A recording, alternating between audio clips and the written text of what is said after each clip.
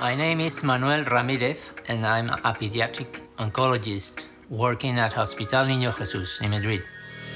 I'm the head of the advanced therapies, and also I'm responsible for the research and diagnostics lab in the pediatric hematology and oncology department.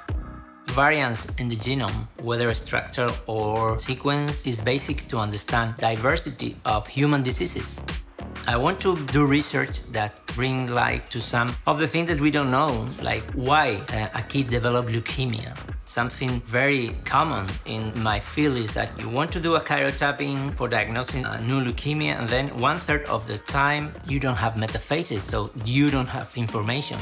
The sensitivity of karyotyping is limited. If you think about fish, the number of probes that you can use, it's limited, so it's very challenging if you don't have the basic information.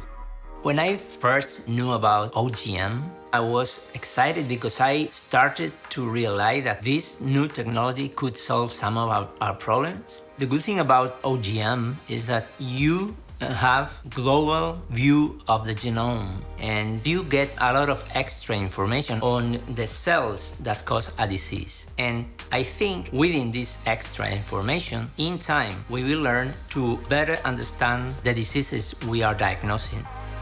We can now look at the genomes in a way that has not been looked at before, and we will learn a lot about biology, about pathology, and probably about new therapies.